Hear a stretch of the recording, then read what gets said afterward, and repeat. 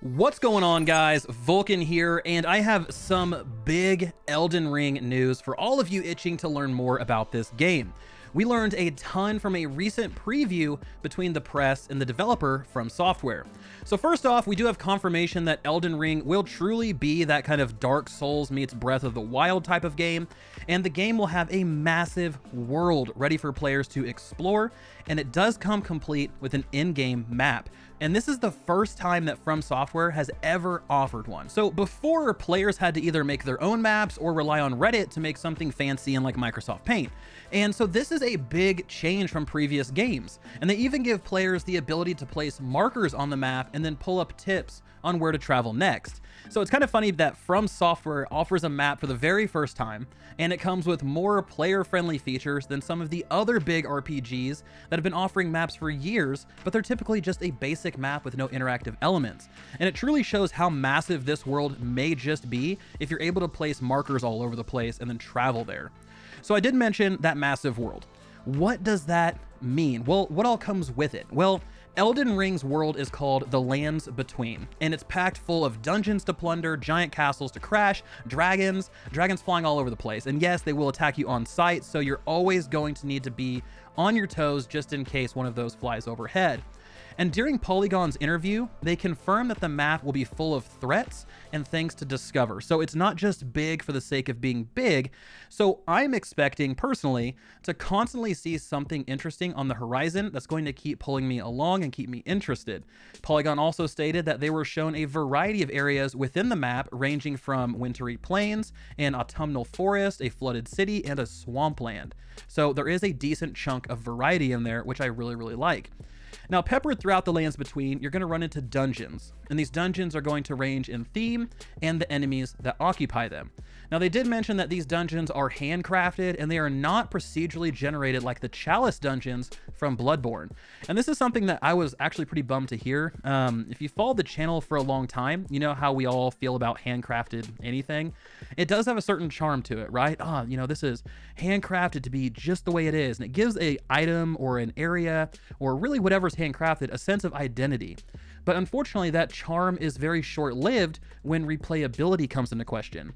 Because every game that attempts to create a sense of replayability with handcrafted anything tends to fail in that area. Outrider's handcrafted dungeons became dull really quickly, as we predicted. Handcrafted weapons in The Ascent were awesome until you received your 100th assault rifle, and then suddenly they weren't.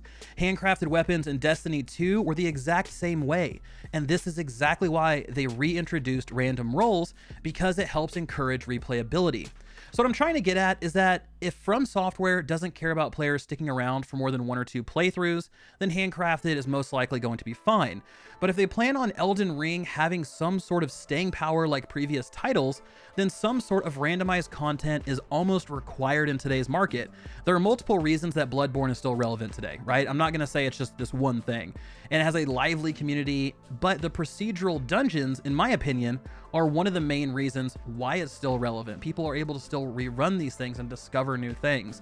So maybe we'll see this form of content in something besides dungeons, but for now, it doesn't look like it's going to be there. Now, when it comes to fighting the nasty creatures that roam the Lands Between, players are going to have a slew of methods to choose from.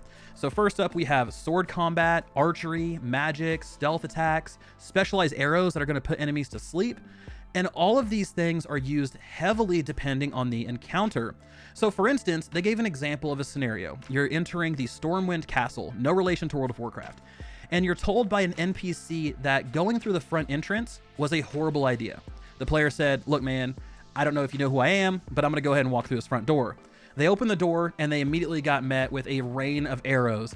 And this forced the player to either carefully navigate and block those arrows, trying to survive, or take an alternate route that requires a lot of jumping. So side note, in Elden Ring, there's no fall damage. So feel free to take some chances, just take the leap, right? So as that player took that secondary route, they utilized sneak attacks to quickly dispatch enemies, they snuck past some guards, and they ultimately ended up seeing a massive troll mini boss that they would have had to fight head on if they kept working down that path with the arrows.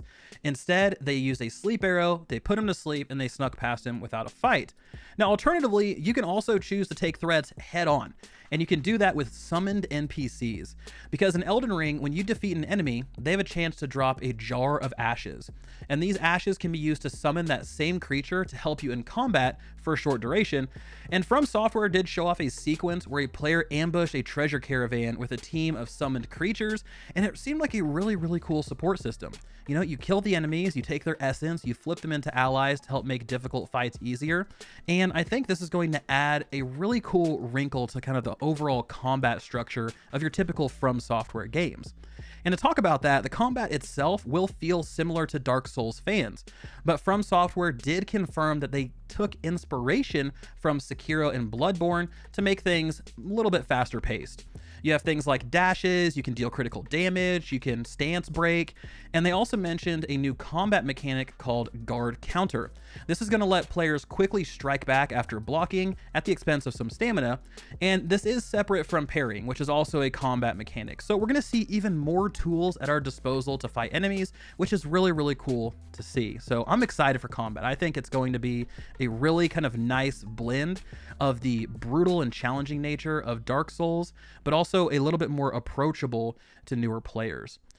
So besides those things, we also learned that our fast travel system of bonfires will be returning from Dark Souls. We'll have an NPC who will help us level up and learn some new skills, and a hub where friends and random players can meet up, party up, and then go on to take on different challenges. So overall, guys, I am really excited for this one. I think Elden Ring is going to be different enough from Dark Souls to give players who haven't been fans in the past a reason to try it. With different sneak attack mechanics and ways to give yourself a huge advantage in combat, it feels much closer to a Remnant from the Ashes level of difficulty instead of Dark Souls 3, for instance. So I want to hear from everybody else. What do you guys think? Are we still hyped for Elden Ring? Did this put a damper on it? And I also want to hear what you think of all of the handcrafted dungeons and the new combat mechanics. So let's get chatting in the comments section below. Thank you guys so much for all the support. My name is Vulkan, and I will talk to you guys next time.